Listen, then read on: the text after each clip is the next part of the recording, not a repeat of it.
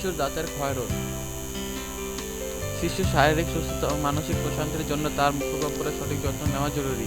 জন্মের পর থেকে শিশুর এই যত্ন শুরু করা চাই, আর শিশুর বয়স বৃদ্ধির পাশাপাশি দাঁতের যত্ন পুরোদমে নিতে হবে। শিশুর ডেন্টাল কেরিজ বা ক্ষয়রোধে দাঁতের অবস্থা, ব্যাকটেরিয়া, জীবাণু উপস্থিতি ও শর্করাযুক্ত খাবার গ্রহণ, এ তিনের ভূমিকা প্রধান। স্ট্রেপ্টোক্সাইন মিউটেনম নামের মুখগহ্বরের ব্যাকটেরিয়া দাঁতের এনামেল নষ্ট করে প্রধানত ক্ষয়রোধের সুযোগ সৃষ্টি করে। পরে তার সঙ্গে যোগ হয় অন্যান্য জীবাণু। যখন মা বাবা শিশুকে জুস বস্তি ফিডার বা বোতল মুখে পুরে দিয়ে ঘুমানোর কাজ সারেন, তা নিঃসন্দেহে দাঁত ক্ষয়ের পথ সুগম করে দেয়। দাঁতের ক্ষয়রোধ উৎপাদনে মুখের ভেতর বেশিক্ষণ ধরে পুরে রাখা শর্করাযুক্ত খাবার অনেকাংশেই দায়ী। এক্ষেত্রে চুইংগাম, বিভিন্ন কোমল পানীয় শর্করার তুলনায় বেশি ক্ষতিকর।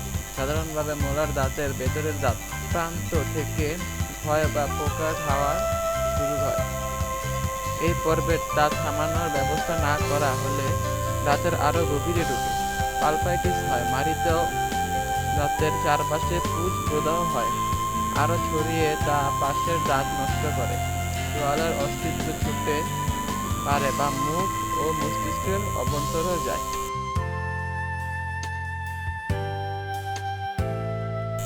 নষ্ট হওয়া দাঁত চিহ্নিত করতে হবে আগে। ব্যথা বেদনার জন্য ওষুধ দিতে হবে। সংক্রামক ও কতটুকু ছড়িয়েছে তার উপর নির্ভর করে খাওয়ানো কিংবা ইঞ্জেকশনের সাহায্যে অ্যান্টিবায়োটিক দেওয়া যেতে পারে।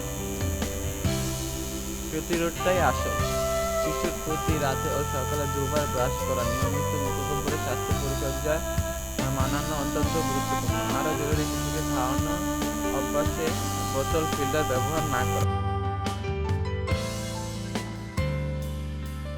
আমার ভিডিওটি যদি আপনার ভালো লেগে থাকে তাহলে দয়া করে লাইক, কমেন্ট এবং সাবস্ক্রাইব করুন।